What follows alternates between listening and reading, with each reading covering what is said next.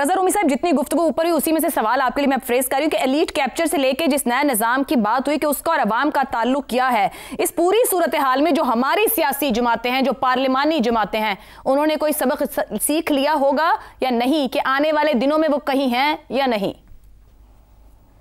आयशा, बहुत मुश्किल सवाल है, लेकिन कोशिश करते हैं। देखिए, पाकिस्तान की जो सियासी अशराफिया है जिनका कि अभी जिक्र भी हुआ, उनको कम से कम उनके लिए सबसे बड़ा सबक तो यही उनको मिला कि अगर उन्होंने इक़्तिदार में सरवाइव करना है तो वो किसका दामन थामे और किस तरह से वो अपना चाल चलन करें। ये तो बहुत पुराना सबक नहीं रज़ा साहब।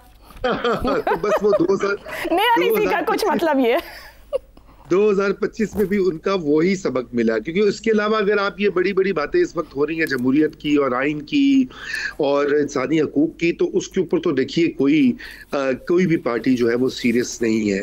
वो सिर्फ जब इक़्तिदार से बाहर होते हैं तो उनको जमहूरियत भी याद आ जाती है, इंसानी हकूक भी याद आ जाते हैं, मिसिंग पर्सनस भी याद आ जाते हैं, 1971 भी याद आ जाता है। लेकिन जो ही वो इक़्तिदार में आते हैं तो फिर वही एक ही प्ले बुक होती है और वो आपको पता है क्या है। मेरे ख्याल से पाकिस्तान का 2025 का अगर जायजा लिया जाए तो उसमें दो ही बड़ी थीम्स नजर आती हैं, और वो सबसे पहली तो जो जिसका जिक्र आपने कर दिया, बैनुल अक़वामी तौर पे जो पाकिस्तान को बेमिसाल कामयाबियां मिली हैं उनकी नज़ीर हालिया सालों में नहीं मिलती। चाहे वो अमेरिका से ताल्लुकात हों, मिडल ईस्ट में पाकिस्तान का बढ़ता हुआ रोल और जिसे कहा जा रहा है नेट सिक्योरिटी प्रोवाइडर का रोल हो, वो बहुत बड़ी डेवलपमेंट है। पाकिस्तान और चीन के जो दिफाई ताउन है उसके ऊपर भी वो मोहर सब्त हुई और दुनिया ने उसको एक्नॉलेज भी किया और दुनिया ने एक्सेप्ट भी कर लिया है। यानी कि उनको कोई बड़ा जिसे कहते हैं पाकिस्तान से शिकवा या शिकायत नहीं है कि उनका चीन के साथ किस तरह का इत्तेहाद है। तो और फिर आप देख लीजिए कि जो ट्रंप है, जो दुनिया का सबसे ताकतवर सदर है, वो पाकिस्तान के फील्ड मार्शल को और वजीर आजम को बारहा उनका जिक्र करता है, तारीफ करता है। तो ये कामयाबी बिल्कुल है, इसको क्यों हम डिनाई करें और क्यों हम 2025 के आखिर में यही कहें कि बस जी हर चीज़ बुरी है, हर चीज़ तबाह हो गई है। और दूसरा सबक क्या है? बिकॉज सबक तो कोई नहीं सीखता पाकिस्तान में। दूसरी जो रियलिटी कह सकते हैं, ज़मीनी हकीकत ये है कि हाइब्रिड निज़ाम जो है वो बिल्कुल आज 31 दिसंबर है और वो उसको मुकम्मल तक़वियत और इस्तेकाम मिल चुका है। और वो इस तरह से मिला है कि ये जो आइन में तरमीम की गई हैं 26वीं और 27वीं और जो दीगर बंदोबस्त किया गया है, उससे कम से कम ये ज़रूर है कि ये निज़ाम जो है ये अब चलेगा कुछ साल। ये ऐसा नहीं है कि ये कल कलां को कोई किसी जेल का कोई ताला टूटेगा और अवाम का रेला जो है वो आके तो इस निज़ाम को गिरा देगा। फिलहाल ये इस तरह की ख्वाब ख्याल की बातें ही हैं और खाम ख्याली ही है। तो अब सवाल ये पैदा होता है कि क्या ये निज़ाम पाकिस्तान के लिए अच्छा है? क्योंकि हम तो समझते रहे, हम तो पूरी उम्र ये कहते रहे कि पाकिस्तान में जो है एक मुकम्मल जमहूरियत होनी चाहिए और शहरी आज़ादियाँ जो हैं वो मिलनी चाहिए, मीडिया आज़ाद होना चाहिए, अदलिया आज़ाद होनी चाहिए। तो ये तो किसी और डायरेक्शन में मुल्क जा रहा है और ये एक सोचने की बात है, ये लम्हा फ़िक्रिया है। और मेरे ख्याल से ये हमें इसके ऊपर 2026 में काम करना होगा। लेकिन ये याद रखिए कि पाकिस्तान की तारीख ये बताती है कि हर 10 साल के बाद यहाँ पे तगय्युरात जो आते हैं, तो जो ये इस साल जो तगय्युरात पिछले 1-2 साल में आए हैं ये हैं। तो इसलिए इस दौरान में सियासतदान, मीडिया, सिविल सोसाइटी क्या हिकमत अमली बनाते हैं, ये अब हमारा इम्तिहान स्टार्ट होता है। ठीक हो गया, तो गुफ्तगू कंक्लूड करते हैं कि कोई सियासी सबक नहीं सीखा। भले ही 2025 का सूरज गुरूब हो गया हो, मगर हमें तलाश है जमहूरियत की और सियासत की इस मुल्क में, क्योंकि बिना सियासी इस्तेहकाम ना तो मुआशी और ना ही खारजा सतह पर इस्तेहकाम देरपा और तवील मुद्दत हो सकता है। साल का आखिरी दिन सिर्फ कैलेंडर बदलने का नाम नहीं, बल्कि ये एक वक्फा और मौका है कि हम पीछे मुड़कर देखें, खुद से सवाल करें और सीखने की गुंजाइश तलाश करें। पूरा साल हमने इसी स्क्रीन पर अपने पैनलिस्ट के साथ मुल्क की सियासत हो, मईशत हो, अदलिया के मामलात हो, खारजा पॉलिसी हो, समाजी मसाइल हो, अवामी बुनियादी हकूक हो और ना जाने कितने ही हसास या फिर मुश्किल मौज़ूआत हों, उन पर गुफ्तगू की तज्ज़िये और तबसरे आपके सामने ला के रखे। आमतौर पर मैं इस प्लेटफॉर्म से सवाल पूछती हूँ, हम कोशिश करते हैं कि उसके बहुत से ज़ाविये कवर किए जाएं, पैनल उसका जवाब देता है, बहस आगे बढ़ती है और प्रोग्राम ख़त्म हो जाता है। मगर आज इस रवायत को थोड़ा सा बदलना चाहते हैं। रवायती पैटर्न फॉलो करने के बजाय हम इस सेगमेंट में अपने पैनल से ये जानना चाहेंगे कि पूरा साल मुख्तलिफ और बाज़ औक़ात मुतनाज़े मौज़ूआत या यूँ कहा जाए कि मुश्किल मामलात पर बैठ कर बात करने का उनका तजर्बा कैसे रहा। वो लम्हात कैसे होते हैं जब सवाल बहुत ही चैलेंजिंग हो या मुश्किल हो, या मौजू ऐसा हो जिस पर बोलना आसान ना हो, या कभी ये भी हो सकता है कि अचानक कोई ऐसा मामला सामने आ जाए जिस पर वैसी ही तैयारी ना हो।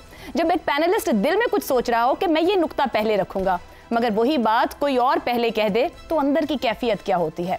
कभी बहस के मौज़ूआत रिपीट लगें, कभी वक्त कम हो, कभी एडिटोरियल पॉलिसी रुकावट बन जाए, कभी टॉपिक की नज़ाकत या कोई दूसरा पैनलिस्ट आपके मौक़िफ़ के बिल्कुल ही खिलाफ बात कर दे या आपकी बात को चैलेंज कर दे। इन सब के दरमियान एक पैनलिस्ट खुद को कैसे संभालता है, ये भी जानना मकसूद है कि बतौर टीम किस तरीके से मज़ीद बेहतरी की जा सकती है ताकि इस सफ़र और हमें देखने वालों के साथ जो रिश्ता है उसे मज़ीद मजबूत बनाया जा सके।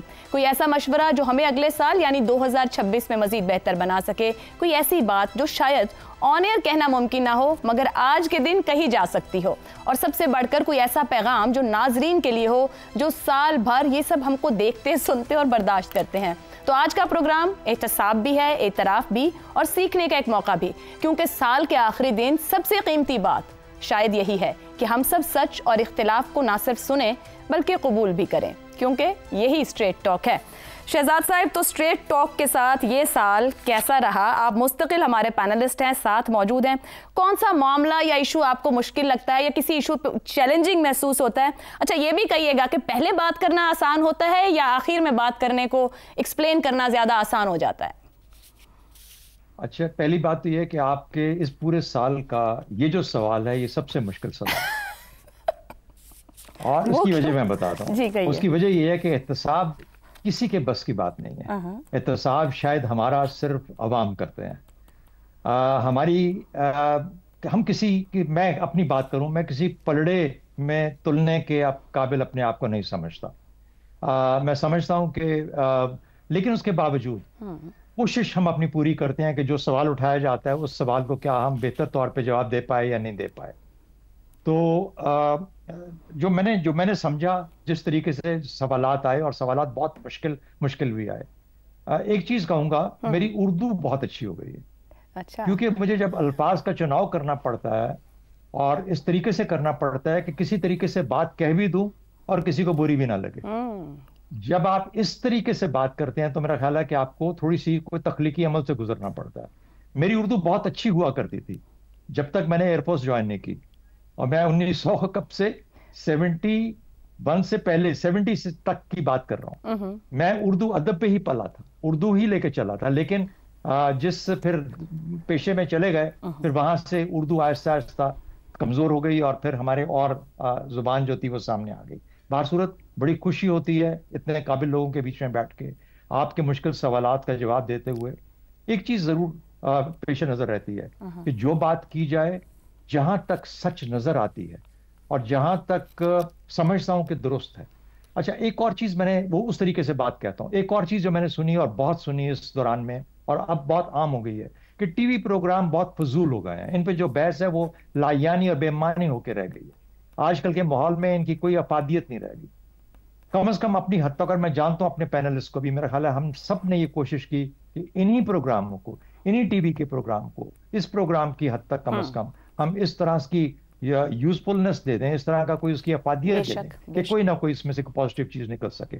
हम ये नहीं करते कि हम जो कहते हैं वो सच होता है, लेकिन अगर उससे किसी को कोई हल्का सा रास्ता मिल जाता है, और यकीन मानिए मैंने बहुत जगह पे पूरे साल में ये अल्फाज जो हम बोलते हैं या कोई ऐसी चीज जिस तरफ इशारा करते हैं, उसका कुछ अरसे के बाद मैंने उसको रिपीट होते हुए और देखते हुए सुना। तो सिवाय इसके आप ये कहिए कि उर्दू बहुत अच्छी हो गई, टेंशन आप बहुत देती हैं और मुश्किल, ये तो मैं सुनना चाह रही थी कि मैं मजीद कितनी दे सकती हूँ।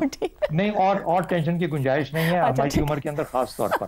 और मैं बहुत मर्तबा ये सोचा है मैंने कि आया अब मेरी सेहत ये इजाजत देती है कि मैं इस टेंशन में से गुजरूं या ना गुजरूं। बहरहाल कोशिश। शहजाद साहब, आप यहीं ठहरे, हमें आपकी जरूरत है।